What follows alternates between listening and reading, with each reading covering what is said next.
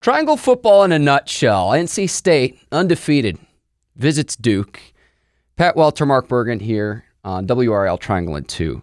Pat, I have this triangle football scene in a nutshell.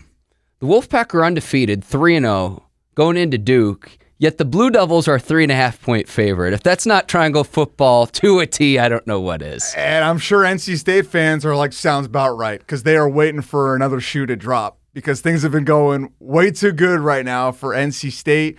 I mean, they escaped that ECU game, which got a little closer than you'd like.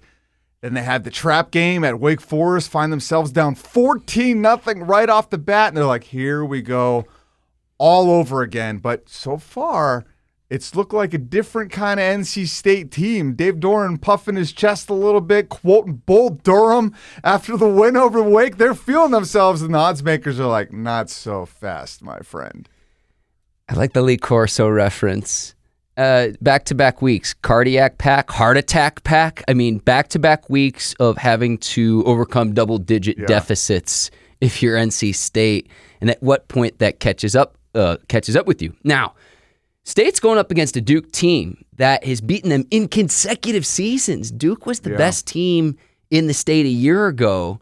So I think that the Wolfpack are going to want to get some retribution for that game last year. But I will say this, the skill position players for NC State offensively, CJ Bailey playing at a very high level, along with running back Hollywood Smothers. Yeah, I mean, it's a tale of two very different teams and two very different seasons so far.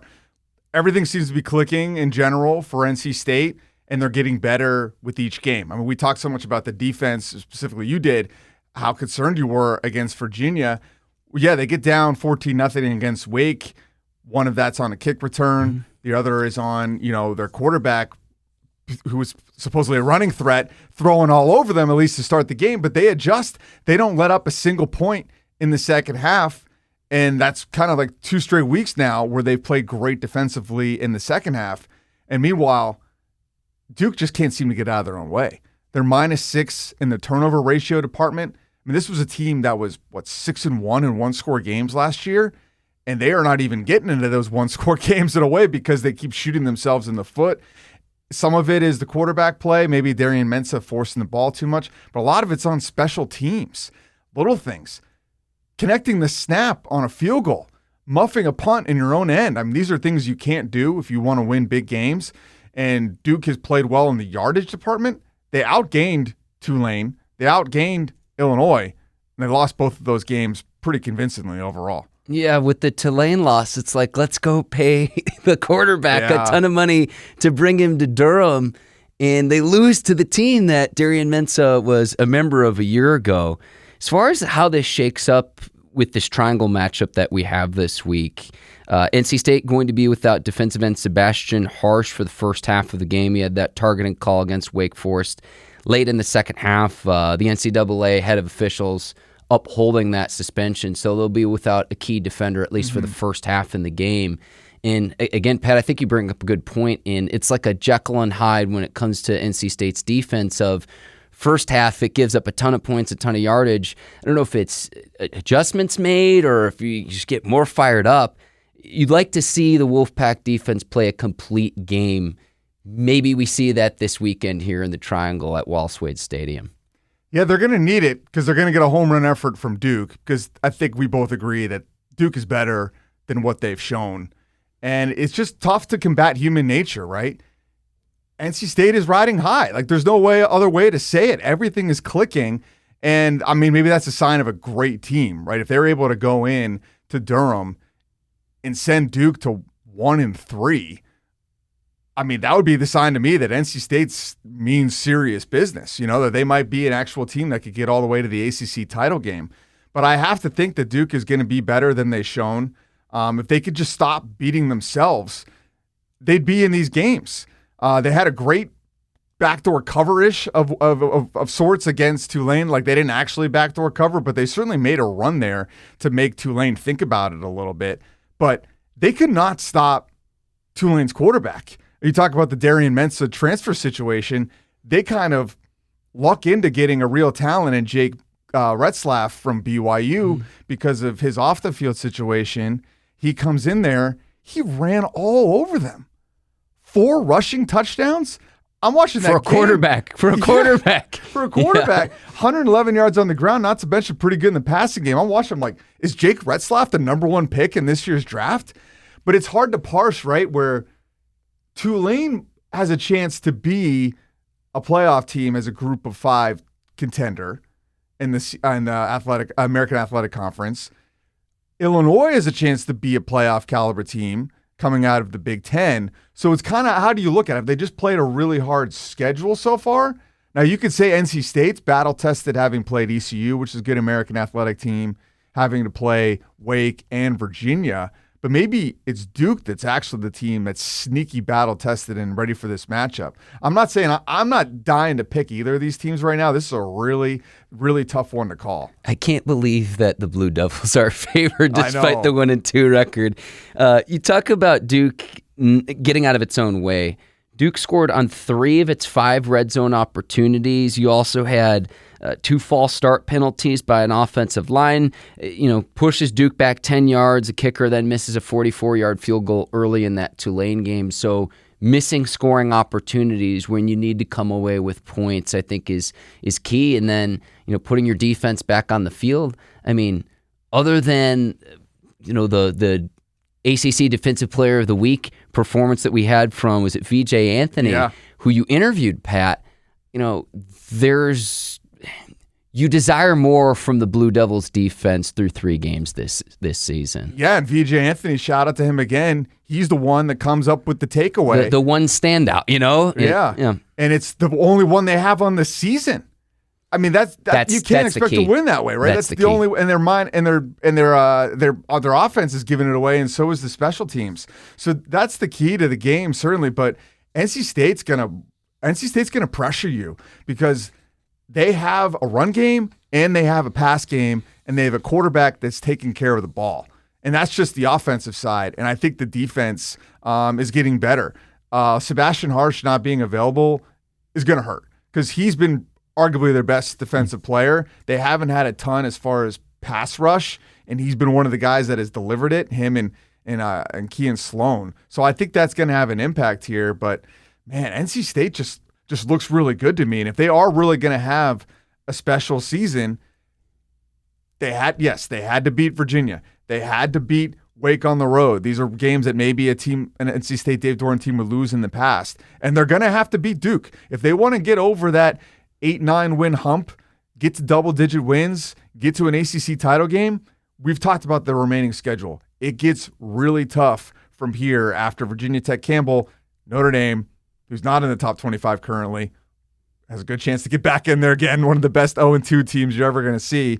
Pitt, number 18 Georgia Tech, who just beat Clemson, number 4 Miami, number 7 Florida State, and a UNC team that's starting to improve, and who knows what they're going to look like at the end of the year. We'll get to the Tar Heels in just a second. Look for Chase Bond to fill in for Sebastian Harsh in the first half, at least if you're looking at the Wolfpack depth chart of who fills that void in the first half against Duke. Any other thoughts about Duke NC State before we go to the Tar Heels? Just Dave Doran, like in his wheelhouse, quoting Bull Durham. I've always thought he looked a little bit like Kevin Costner. Kevin Costner. Got Bill Belichick on my mind.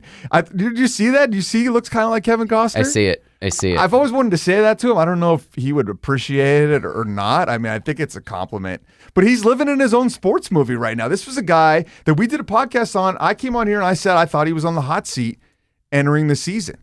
And I think that was a fair statement. Just given the climate, given the kind of way NC State football has kind of stalled out 13 years in, and here they are looking like maybe they could take another step. Here we are yet again where there's no expectations going in, and the Wolfpack overperform those expectations. Then when there are expectations, they don't live up to said expectations. So I guess in that way, it is just history repeating. This is nothing new for Time NC is State. a flat circle, Pat Welter. But if you want to get to double-digit wins, this is a game that you got to have. And Dave Doran in year 13, that's something he has not accomplished. He's gotten to 9 wins on 4 different seasons.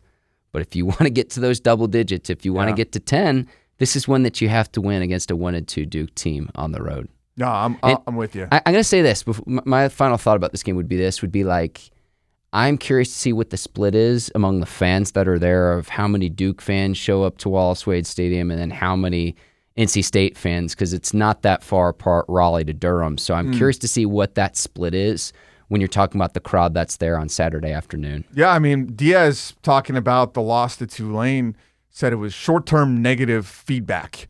He's got all these cool quotes. The week before was the architect of our own demise. Well, that and then having the answers to the test, but then you get tested on other things that necessarily aren't on the study guide. Yeah, I've noticed this with Manny Diaz during his media availabilities. He's got his board of quotes. He's coached under a lot of good coaches, so I imagine he picks them up along the way. He also wanted to be in media at one time, so he's got a little bit of a writer in him. But I thought that was an interesting way to frame it, and he looked at it like, hey, if we're going to take a step as a big program as Duke, we have to be able to weather the storm in these kind of moments and not let short-term negative feedback, as in these two tough losses, set them back on where they want to get to. So they're going all in on this game, but I just think NC State's better right now. I do too. I think this is going to be a kitchen sink game for Duke. Manny Diaz was saying that he thought that Tulane threw out the kitchen sink against the Blue Devils. I expect Duke to do the same against NC State as they try to get back on track and to avoid what would be a 3-game losing streak if they fall short. Let's go to UNC at UCF. This game's going to be on Fox, so you can see it here locally. 3:30, but game in Orlando. UNC 1-2 straight now going into this game, so kind of right where you expected the Tar Heels to be going into the season. One final tune-up for the Tar Heels. I hate to say it's a tune-up because UNC is an underdog going into this game, Pat. Right. But before conference play starts, before you go after big, bad, mighty Clemson, even though Clemson's got 2 losses already this season, the writing is set. The writing is set as you go on the road and you try to win in the bounce house in Orlando. And they've come a long way for this moment. We were worried after that TCU game where the heck they'd be at this point. Anything seemed on the table. That Charlotte and Richmond games that you had easily slotted in as wins were questionable at the time. The Charlotte game, the Richmond, I thought they looked good. Not demon, but our guy Damon June, a demon for opposing defenses, if you will, Pat. Yeah. 148 yards on the ground and a touchdown, so finally getting into rhythm. We talk about quarterbacks getting into rhythm a lot of the times, Pat.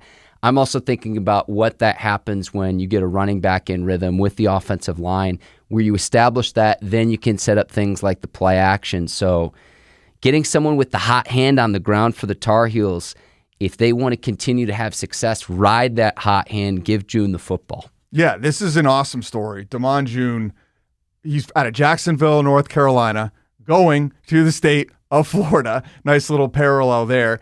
And he's a find. This was a true freshman that was kind of buried on the depth chart among guys that had been on this team for a long time, and Davion Goss and Charleston French and Caleb Hood out there. But Belichick talked about it. He's like, well, Damon just kind of worked his way up the depth chart, showed a little bit in practice, showed a little bit on special teams, and you see him in the game. You're like, how did it take this long to get him out there? Because he is so far and above the best player on UNC right now, right? Like, so that's what it looks like to me. It pops off the screen. You don't even need one eye, 2 eyeballs. You just need one eye, Pat Welter. But yeah, to where your eyes don't lie. Your eyes don't lie. So when you know it, you see it. I just think you force a defense to say stop him.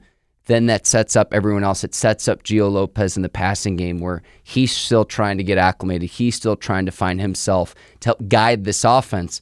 When you have a sound running game, it doesn't just help you offensively. It helps keep your defense off the field too. You talk to any defensive player who's ever played any football at a high level, Pat, and you say, what's it like having an effective running game to where you can just chill on the sidelines, you can just relax, and to where you're not stuck on the field play after play after play after play.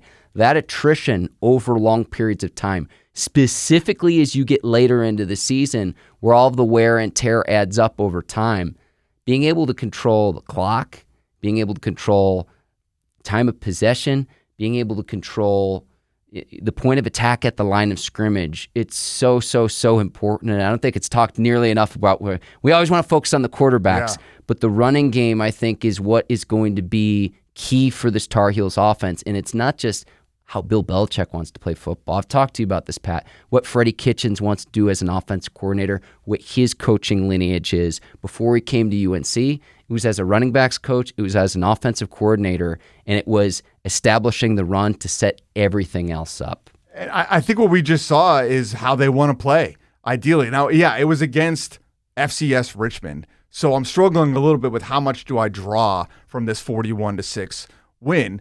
But all you can draw is what you saw. And what you saw is what you needed to see. I'm kind of making my own Manny Diaz turn of phrase here as I go. But you saw them dominate both lines of scrimmage for the first time this season. Yes, was it an inferior opponent? Absolutely. But we hadn't seen them dominate versus Charlotte. They kind of inked out that game a little bit. But against Richmond, it was another story. I mean, here's a stat for you. First time since 2012, UNC has kept consecutive opponents from scoring touchdowns. That's good. That was the big difference with, why Mac Brown is gone. And after that TCU game, we're all saying we got rid of Mac Brown for this. Yeah. It was the 70 points to James Madison, the embarrassment against Boston College. It's, a 70 piece against James Madison. So it's like when you bring Bill Belichick in, looking past the opener against TCU, a team that was favored over the Tar Heels going into that game. You didn't expect to lose in that manner, but it's like defensively a Bill Belichick coach team is going to be more sound. This is a good test before going into Clemson. This is a really good test. UCF is a respectable program. They have a home field advantage of sorts. I've been to the Bounce House. I was there in 2018. It's really weird walking into that stadium where they have home of the 2017 national champions. And for people listening to this, I'm putting that in massive air quotes. Right. But the people, the UCF fans, take pride in that when they ran the table in 2017 and had an undefeated record. Now, this is before the college football playoff and everything expanded, but they'll have a bit of a home field advantage. I expect a raucous atmosphere. But for UNC, for the Tar Heels, this is a game where, again, you've got to get right before you go into conference play when things really ramp up here. And, this is the next test ahead for them. But, to me, this is your biggest test that you've seen really since that opener against TCU. And Belichick gave UCF and their underrated fan base a little bit of bulletin board material after the Richmond game. I don't know if you saw this, but Belichick, talking about UCF, referred to them as Central. Now, yes, they are University of Central Florida, but to educate some of the non-indoctrinated around here in the Triangle, I worked in Orlando. I covered UCF down there for a few years. They like to go by UCF. They made a concerted marketing effort to not even be the University of Central Florida, just strictly UCF. It's part of their branding, part of their mission. The fans have embraced it. So anytime any announcer comes on and refers to them as even Central Florida, they kind of get triggered and go off on social media. So I put this quote out from Belichick.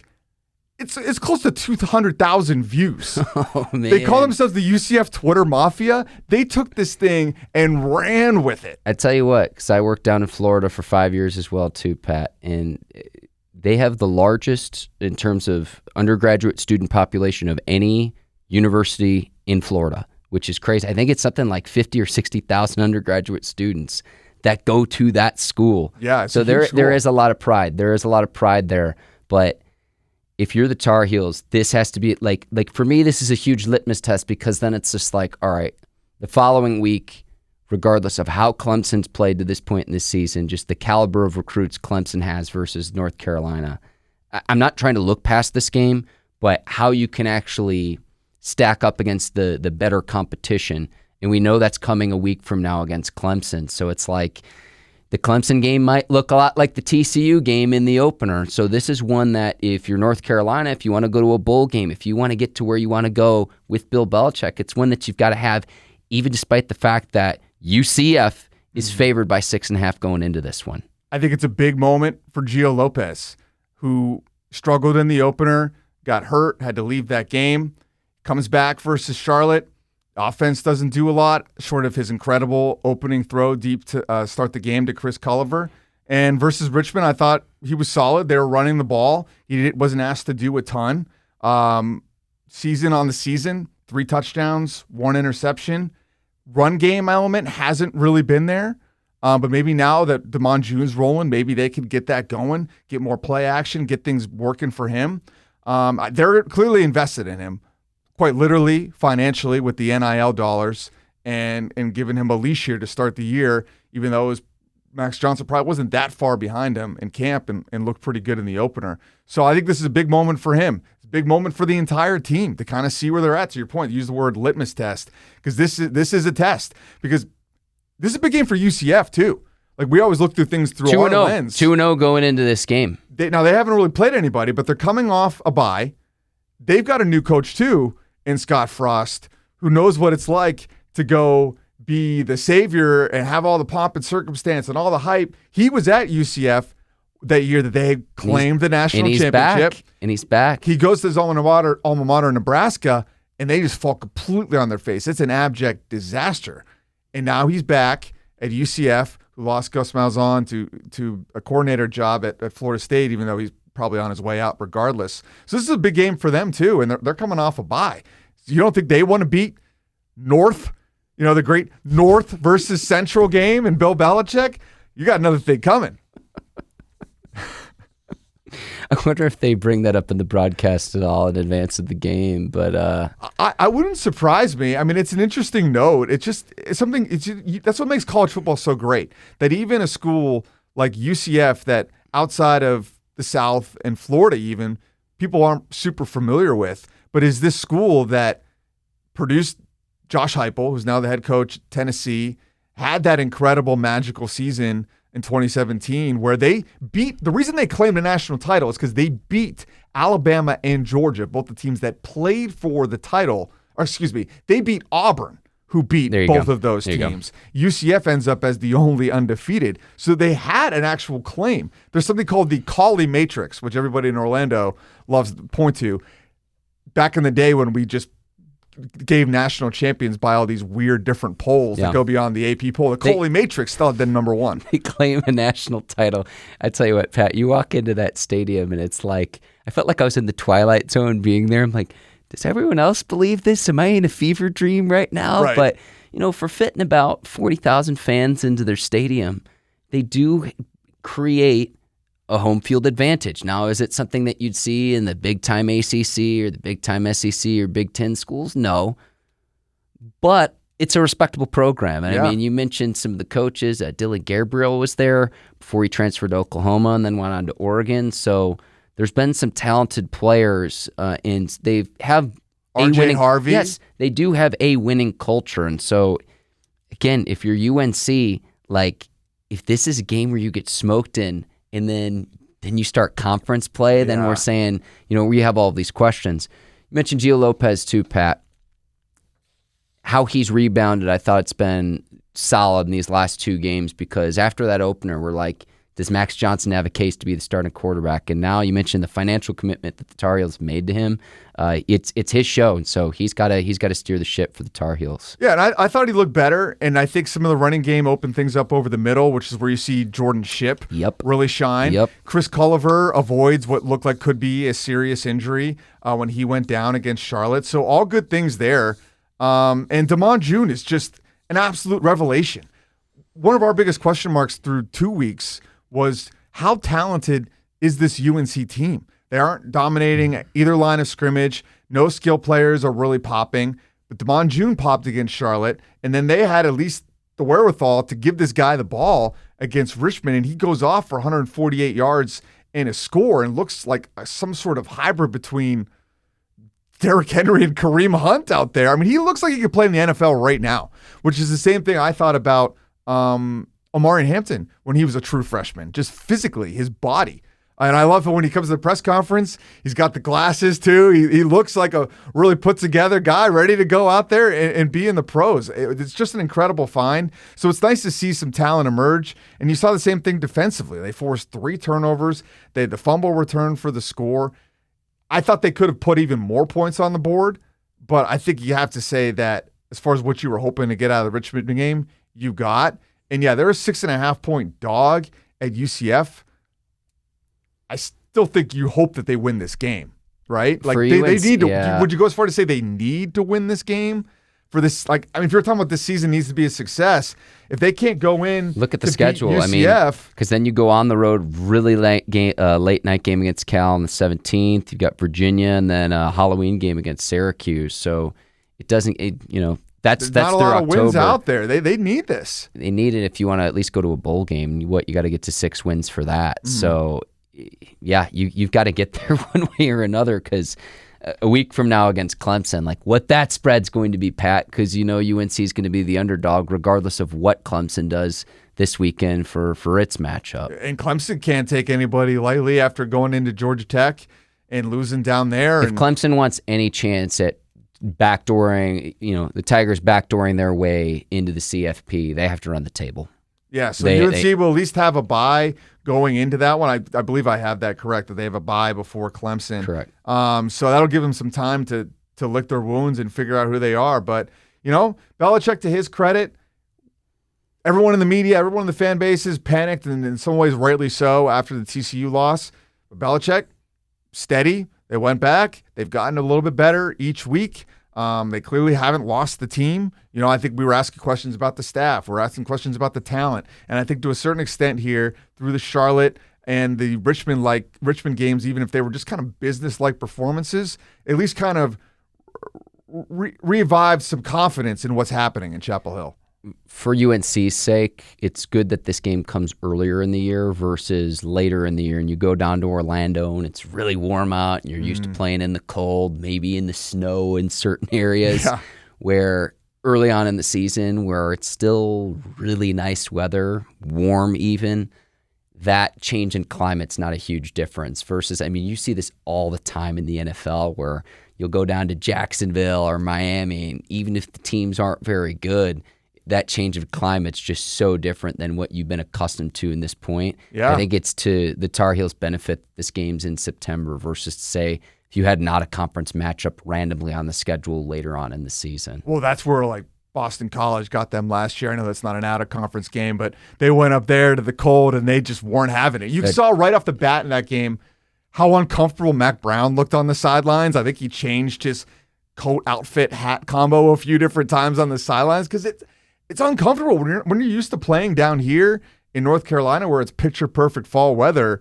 Going to some different climates can be a challenge. And yeah, talking about going to Orlando in September, the humidity down there is different, very different. So that will be a factor in the game. Talk about getting into the fourth quarter, different things like that, cramping, all of those issues could potentially present themselves. Before we wrap here, where will you be Saturday? Yeah, I would love to say I'm going on the road to see some old buddies down in Orlando, but I will be at Duke NC State. So we're going to be all in on that game locally and then watching UNC UCF from afar. Okay. He's the one and only Pat Welter. I'm Mark Bergin. You always have something hilarious to sign off, Pat, but I always enjoy chopping it up with you. But you always have a legendary sign off, and hopefully we get some more late night stories of when you're getting back late from the game. Make sure that you eat some food. Make sure you get your grub, Pat. Well, I'm making it. Can we get this sponsored? Because I went to Waffle House again. Okay. The sequel. And this time I went in there real confident. I knew exactly the layout. It was a different Waffle House. I didn't even know where I was. I go to the waitress. This was for the State Wake Forest game? This was that one. Where did I go? I went to Sheets for that one. Okay. This was a Friday night after high school football coverage. Okay, I got you. And that's a whole other story, probably a whole other podcast. What went on then? But as far as the funny way to end what was Waffle House? They're my people. I go in there, I sit at the bar, they treat me right, they get me a biscuit, egg, and cheese with bacon, promptly and quickly wrap it in foil, and I'm back on the road and have a little story to tell. I might stick around next time, Mark. We got to get you the Pat Welter, where whatever dish that is of your choosing, where, we will have that right away for you, of serving up all the fixins. Yeah, serving up I keep it simple. I like bacon, egg, and cheese on a biscuit. Or when I go to Sheets, I get it on a waffle. You can get it on a waffle bread, and that just hits at 2 a.m. You get a little sweet. You get the salty from the American cheese and the bacon. I mean, that one's a little processed, from their situation. Credit to Waffle House, they make the eggs fresh, but man, nothing hits better at that hour, at least for me. Some guys like pizza, French fries.